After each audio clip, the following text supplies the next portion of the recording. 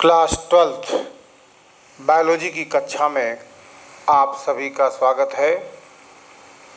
आपको मानव स्वास्थ्य और रोग ह्यूमन हेल्थ एंड डिसीज़ के बारे में पढ़ाया जा रहा था, जिसमें आपको हमने 2 पार्ट प्रेषित कर दिया है। आज इसी कड़ी में अगली बीमारी के बारे में चर्चा करेंगे। जैसा कि आप जानते हैं, पार्ट 2 में हमने आपको फाइलेरियोसिस रोग के बारे में अवगत कराया था। आज इसी कड़ी में हम एस्केरियोसिस के बारे में चर्चा करेंगे। एस्केरियोसिस क्या है? एस्केरियोसिस यह रोग एस्केरिस नामक गोल कृमि के द्वारा होता है। एस्केरिस मनुष्य, विशेषकर बच्चों की आंत का परजीवी है। यह आंत में पचे हुए भोजन पर निर्भर रहता है। एक परपोषी की आंत में 500 से लेकर 5000 तक एस्केरिस हो सकते हैं। अर्थात एस्केरियोसिस नामक रोग पैथोजन रोगजनक एस्केरिस लम्ब्रिक्वाइडिस के कारण होता है। यह रोग मनुष्य की आंत में रहने वाले परजीवी एस्केरिस लम्ब्रिक्वाइडिस नामक गोल कृमि से होता है। एक मादा कृमि प्रतिदिन लगभग 2 मिलियन अंडे उत्पन्न करती है। संक्रमित भोजन के साथ इस परजीवी के अंडे मनुष्य की आंत में पहुंच जाते हैं और अंत में इसका लार्वा छेद करके हृदय, फेफड़े या यकृत को संक्रमित करता है। यह परजीवी हमारी आंत में पचे हुए भोजन पर निर्भर करता है और आंत में इसकी संख्या, जैसा कि अभी हमने आपको बताया, 500 से 5000 तक हो सकती है। लक्षणों की बात करें तो आंत में एस्केरिस की उपस्थिति का परपोषी पर कोई विशेष प्रभाव नहीं पड़ता, किंतु इनके अधिक संख्या में होने पर अपच, पेट में बेचैनी, पेट में तीव्र दर्द, एपेंडिसाइटिस, अतिसार तथा हल्का बुखार रहने लगता है।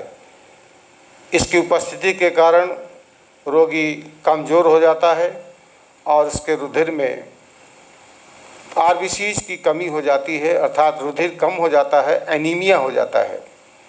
परजीवी के भारी संख्या में होने के घातक परिणाम होते हैं। ये आंत की दीवार को क्षतिग्रस्त कर देते हैं, जिससे पेरिटोनाइटिस रोग हो जाता है और कभी कभी यह फेफड़ों और यकृत में पहुंच जाते हैं। इसके जीवन चक्र की बात करें तो वयस्क एस्केरिस 20 से 40 सेंटीमीटर लंबा होता है तथा मादा नर कृमि से अधिक लंबी होती है। मादा अपने जीवन काल में 2 करोड़ 70 लाख और प्रतिदिन 2 लाख तक अंडे देती है। अंडों के चारों ओर खोल होता है तथा ये रोगी के मल के साथ बाहर निकलते हैं और ये पानी तथा खाने की वस्तुओं को संदूषित कर देते हैं। इस प्रकार के संदूषित पानी या खाने की वस्तुओं को लेने से मनुष्य की आहार नाल में ये बड़ी आसानी से पहुंच जाते हैं। आंत में अंडों से लार्वा बाहर निकलता है, जो आंत की दीवार में से होकर रुधिर में पहुंच जाता है और रुधिर के बहाव के साथ अब यह यकृत और हृदय में पहुंचता है और वहां से फेफड़ों में पहुंच जाता है। इसके बाद यह श्वास नली में से होकर ग्रसनी में से होता हुआ आहार नाल में पहुंचकर आंत में अपना परजीवी जीवन व्यतीत करता है। आंत में एस्केरिस की संख्या अधिक होने पर कई सारे लक्षण उत्पन्न होते हैं। पेट दर्द, भूख न लगना, अनिद्रा, उल्टी, दस्त जैसे लक्षण विकसित हो जाते हैं। इसकी रोकथाम की बात करें तो रोकथाम एस्केरिस के संक्रमण से बचने के लिए कई उपाय हैं जो हमें अपनाने चाहिए। पहला कि अपने आसपास के वातावरण को स्वच्छ रखना चाहिए, मलमूत्र का खुला विसर्जन नहीं करना चाहिए और कच्ची सब्जियों और संदूषित जल का प्रयोग नहीं करना चाहिए। कच्ची सब्जियों और फलों को हमेशा साफ पानी से अच्छी प्रकार धोकर और पकाकर ही खाना चाहिए। खाने की वस्तुओं को छूने से पहले हाथों को साबुन से भली भांति धोना चाहिए। आंत में से कृमियों को बाहर निकालने के लिए चिनोपोडियम के तेल और टेट्राक्लोरोएथिलीन का मिश्रण या हेक्सिल रिसोर्सिनॉल के क्रिस्टल का सेवन करना चाहिए। इसके अलावा एल्कोपार, एंटीपार या डिकैरिस नामक औषधियों का भी उपयोग किया जा सकता है।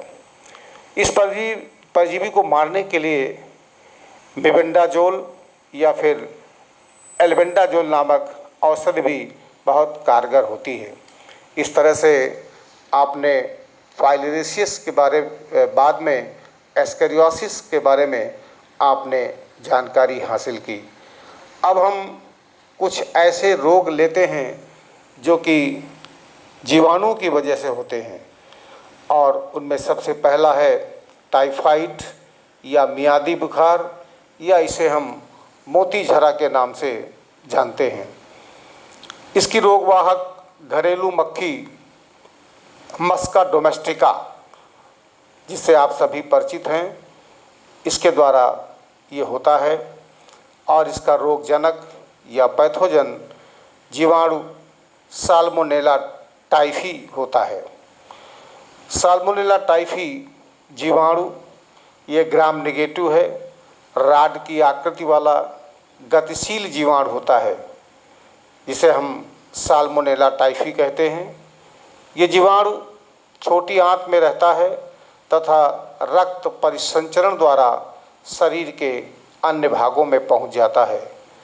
यह रोग अधिकतर गर्मी के दिनों में होता है और इसका जीवाणु संक्रमित भोजन, जल, मलमूत्र आदि द्वारा लोगों में पहुंचता है और मक्खियां इस रोग को फैलाने में महत्वपूर्ण भूमिका निभाती हैं।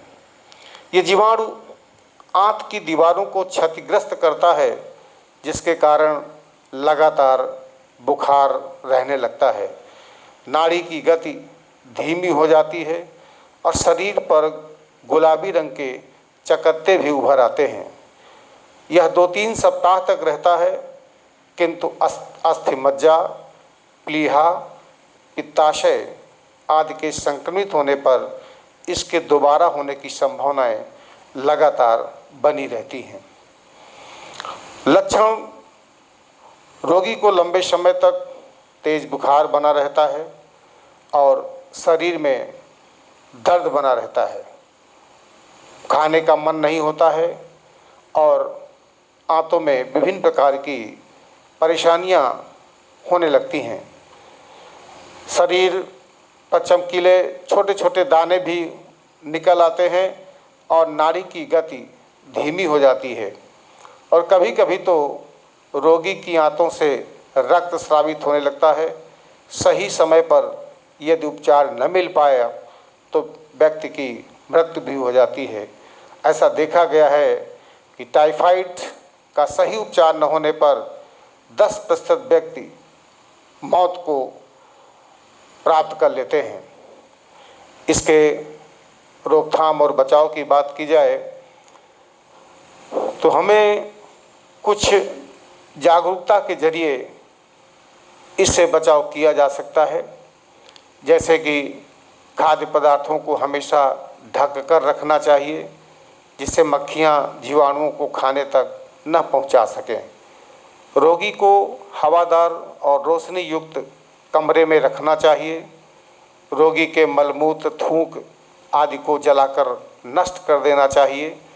जल और अन्य पदार्थों को हमेशा उबालकर प्रयोग में लाना चाहिए तथा बाजार में खुले खाद्य पदार्थों का प्रयोग कतई नहीं करना चाहिए।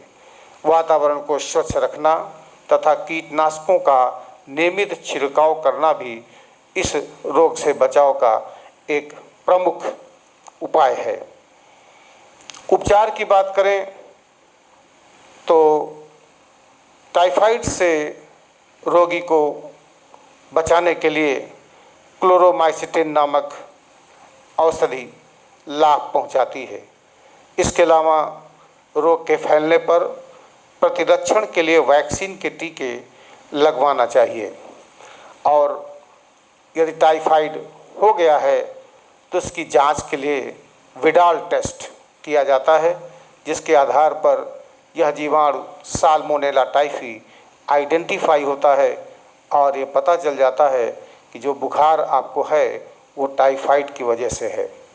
इस तरह से टाइफाइड क्या है, इसका रोगवाहक कौन है, इसके लक्षण क्या हैं और इसके बचाव के उपाय क्या हैं। इसके पश्चात अब अगली बीमारी है निमोनिया। निमोनिया या इसे हम फेफड़ों का शोथ भी कहते हैं। इसका पैथोजन स्ट्रेप्टोकाकस निमोनियाई या हीमोफिलस इन्फ्लुएंजी नामक जीवाणु होता है। फेफड़ों में होने वाला यह संक्रामक रोग स्ट्रेप्टोकाकस निमोनियाई और हीमोफिलस इन्फ्लुएंजी नामक जीवाणु से होता है। इसे याद रखना बहुत आवश्यक है कि निमोनिया का पैथोजन क्या है। निमोनिया रोग का संचरण संक्रमित व्यक्ति के खांसने, छींकने या थूकने पर बाहर निकले हुए सूक्ष्म कणों ड्रॉपलेट्स के द्वारा होता है। ये सूक्ष्म कण वायु में उपस्थित होते हैं और स्वस्थ व्यक्ति की श्वसन क्रिया द्वारा संक्रमित वायु जब शरीर में प्रविष्ट होती है तो इस संक्रमण फैला देती है। रोगी का झूठा भोजन करने और संपर्क में रहने पर भी यह रोग हो जाता है। इसकी रोकथाम की बात करें तो इसे बचाव के लिए हमें संक्रमित व्यक्ति से दूर रहना चाहिए और इसके द्वारा प्रयोग किए गए कपड़े, बर्तन और बिस्तर का उपयोग नहीं करना चाहिए।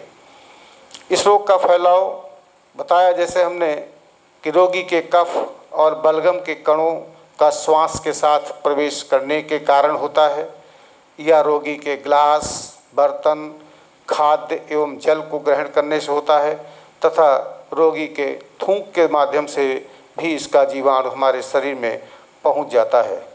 और जब किसी व्यक्ति को निमोनिया हो जाता है तो उसे कँपकँपी ज्वर, कफ और सिरदर्द की शिकायत होती है। अधिक संक्रमण हो जाने पर रोगी के होंठ और नाखून भी नीले पड़ने लगते हैं, थूक के साथ रक्त आने लगता है और कभी कभी तो पेट भी फूलने लगता है। और इसका उपचार एरिथ्रोमाइसिन और टेट्रासाइक्लिन एंटीबायोटिक का उपयोग करने से इस रोग से हम अपने को काफ़ी हद तक बचा सकते हैं। इसी कड़ी में अगला रोग आता है जिसे हम डेंगू बुखार के नाम से जानते हैं। यद्यपि डेंगू बुखार एक वायरस विषाणु द्वारा होने वाले रोग होता है। डेंगू बुखार भी एक प्रकार से वेक्टर मादा एडीज एजिप्टी मच्छर के वजह से होता है और इसका जो पैथोजन है, रोगजनक है, वो फ्लेविवायरस या आर्बोवायरस होता है।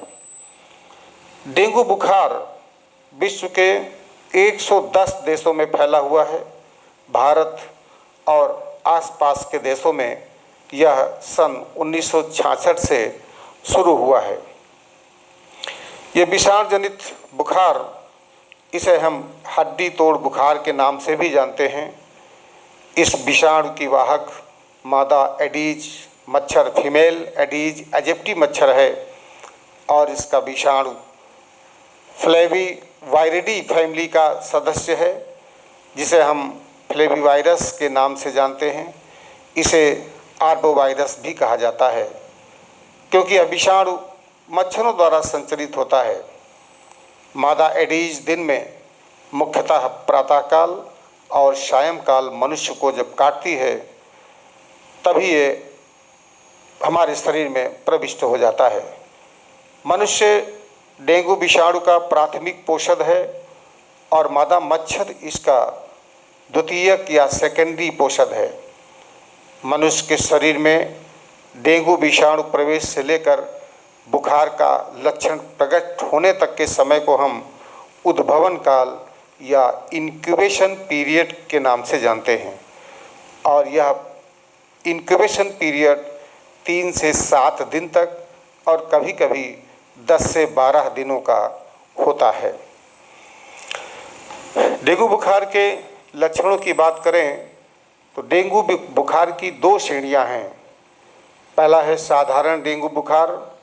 इसमें तेज ज्वर के साथ तेज सिर दर्द, जोड़ों में दर्द, चक्कर आना, भूख न लगना, मांसपेशियों में ऐंठन आदि लक्षण शामिल हैं। जबकि प्रचंड डेंगू बुखार होता है, इसकी 2 अवस्थाएं हो जाती हैं। पहली अवस्था डेंगू रक्तस्राव ज्वर कहलाती है। इसमें सिर दर्द, बुखार, भूख न लगना, नाक कान से रक्तस्राव होना, खून की उल्टियां होना और रक्त में प्लेटलेट्स की संख्या बहुत अधिक घट जाना, ये डेंगू रक्तस्राव ज्वर के अंतर्गत आता है। दूसरा डेंगू घातक लक्षण होता है। इसमें बेचैनी, रुधिर दाब का अत्यधिक कम हो जाना अर्थात बीपी ब्लड प्रेशर घट जाता है तथा शरीर के प्रमुख अंगों में तरल की कमी होने लगती है। ये लक्षण डेंगू बुखार में उत्पन्न होते हैं। तो डेंगू बुखार का उपचार अगर देखा जाए, ट्रीटमेंट, तो डेंगू वायरस के प्रति अभी तक कोई वैक्सीन नहीं बनाई जा सकी है, अतः हमें इससे बचाव करना चाहिए और बचाव के लिए मच्छरों के काटने से बचना ही डेंगू से बचने का एकमात्र उपाय है। आप अपने स्क्रीन पर बने हुए डायग्राम को देख रहे हैं। फीमेल एडीज एजिप्टी मच्छर ये मनुष्य के शरीर पर बैठी हुई है और इसी के माध्यम से यह वायरस हमारे शरीर में पहुंच जाता है। तो आज अभी आपने देखा कि किस प्रकार से डेंगू का रोगजनक क्या है और इसका रोग वाहक क्या है, डेंगू बुखार के लक्षण क्या हैं और इसका ट्रीटमेंट, जैसा कि बताया कि इसकी कोई वैक्सीन नहीं है, केवल मच्छरों के काटने से बचना ही डेंगू बुखार से बचने का एकमात्र उपाय है। अगला चिकनगुनिया, ये भी काफ़ी फेमस, आपने सुन रखा होगा। ये भी एक वायरस जनित बीमारी है जिसका पैथोजन अल्फा वायरस होता है। अल्फा वायरस इसका पैथोजन है, अर्थात चिकनगुनिया भी एक वायरल बुखार है जो कि चिकनगुनिया वायरस के संक्रमण से होता है। ये भी मादा एडीज एजिप्टी या फिर टाइगर मच्छर के काटने से हमारे शरीर में पहुंच जाता है। ये एक विषाणु जनित बीमारी है। यह विषाणु अल्फा विषाणु है जिसके न्यूक्लिक अम्ल की बात करें तो सिंगल स्ट्रैंडेड आरएनए होता है, अर्थात न्यूक्लिक अम्ल एक सूत्री आरएनए होता है। मनुष्य में इस विषाणु को मादा एडीज एजिप्टी मच्छर फैलाती है। एक अन्य मच्छर जिसे हम टाइगर मच्छर के नाम से जानते हैं, इसके द्वारा भी यह विषाणु मनुष्य में पहुंच जाता है। चिकनगुनिया के लक्षणों की बात करें तो चिकनगुनिया वायरस के संक्रमित व्यक्तियों में संक्रमण के 3 से 7 दिन के बाद इसके लक्षण विकसित हो पाते हैं। चिकनगुनिया के रोगी में तेज बुखार और जोड़ों में तेज दर्द होता है। सिर दर्द, बदन दर्द, जोड़ों का सूजन आदि उत्पन्न होता है। शरीर पर रैशेस बन जाते हैं और अधिकांश चिकनगुनिया रोगी लगभग 1 सप्ताह में ठीक भी हो जाते हैं, किंतु कुछ लोगों में जोड़ों का दर्द महीनों या कभी कभी 1 साल तक बना रहता है। बुजुर्ग लोग, डायबिटिक व्यक्ति, हृदय रोगी तथा उच्च ब्लड प्रेशर वाले व्यक्तियों में इस रोग का अधिक प्रभाव होता है। एक बार चिकनगुनिया होने के बाद यह रोग पुनः नहीं होता है। इसके उपचार की बात करें तो चिकनगुनिया के लिए कोई विशेष दवा नहीं है, अतः इसके संक्रमण से बचना चाहिए तथा रोगी को पानी अधिक मात्रा में पीना चाहिए तथा दर्द को कम करने के लिए आइबुप्रोफेन तथा बुखार को कम करने के लिए पैरासीटामॉल या नैप्रोसेन लेना चाहिए। विश्व के 60 से भी अधिक देशों में चिकनगुनिया रिपोर्ट किया गया है और इसके लक्षण भी डेंगू बुखार जैसे ही मिलते जुलते लक्षण होते हैं। इस तरह से आज आपने इस मानव स्वास्थ्य और रोग चैप्टर के अंतर्गत चिकनगुनिया जो कि वायरल बीमारी है, इसके पहले डेंगू ये भी वायरल बीमारी है, और इसके पहले निमोनिया जो कि जीवाणु जनित बीमारी है, निमोनिया के पहले आपने मोतीझरा टाइफाइड पढ़ा, ये भी एक जीवाणु जनित बीमारी है, तथा इसके पहले एस्केरियासिस जो एस्कैरिस से होने वाली एक हेलमिंथ से होने वाली बीमारी है। इस तरह से इस चैप्टर में आज आपने अन्य कई नई बीमारियों के बारे में जानकारी हासिल की है। अब अगले वीडियो के माध्यम से हम इसी चैप्टर्स से रिलेटेड कुछ अन्य बीमारियों के बारे में चर्चा करेंगे, जैसे स्वाइन फ्लू वगैरह। आज के लिए इतना पर्याप्त है। शेष अगले वीडियो में। बहुत बहुत धन्यवाद।